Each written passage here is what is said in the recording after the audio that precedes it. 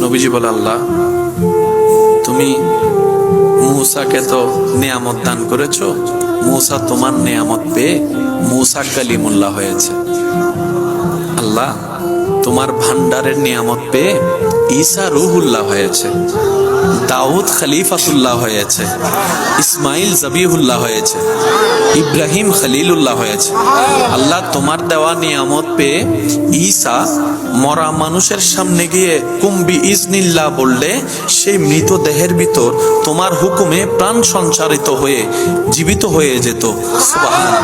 আল্লাহ তোমার নিয়ামত পেয়ে তোমার হুকুমে মূসা লাঠির আঘাত দেওয়ার সাথে সাথে ওই সাগরটা দুই ভাগ হয়ে গেল। আল্লাহ তোমার নিয়ামত পেয়ে ইউসুফ এত সৌন্দর্য লাভ করেছে, পৃথিবীর সবাই মুগ্ধ হয়ে শুধু ইউসুফের দিকে তাকাই থাকতো, ইউসুফের দিকে তাকাই থাকতো। এমনও তো বিশ্ব দেখেছে এই সৌন্দর্যে মুগ্ধ হয়ে আরবের মিশরের নারীরা আপেল লেবু কাটতে গিয়ে হাত কেটে ফেলেছে, তাদের খবর হয় নাই, ব্যথাও হয় নাই, রক্ত পড়ছে সেই অনুভূতিও তাদের ছিল না।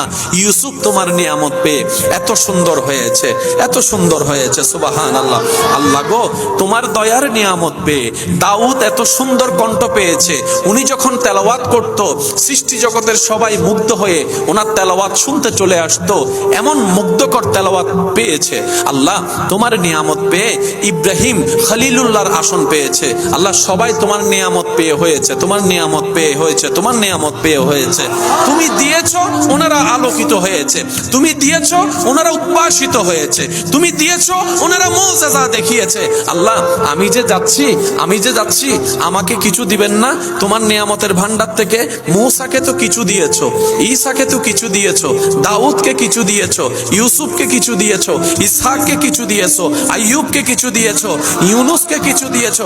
আল্লাহ আমি তো শেষ, আমার পরে তার কেউ নাই, আমাকে তোমার রহমত থেকে নিয়ামত থেকে কিছু দিবে না? রব বলে যে হাবিব আপনি কিছু নিবেন কেন? আপনি তো মূসা নন, আপনি কিছু নিবেন কেন? আপনি তো দাউদ নন, আপনি কিছু নিবেন কেন? আপনি তো ইউসুফের মতো নন, আপনি কিছু নিবেন কেন? আপনি তো ইয়াকুবের মতো নন, আপনি কিছু নিবেন কেন? আপনি তো আদমের মতো নন, আপনি তো আমার হাবিব, আপনি তো আমার হাবিব। রব বলে আপনি কিছু নিয়েন না, ইন্না আতাইনা কাল কাউসার, সব কিছু আপনাকে দিয়ে দিলাম।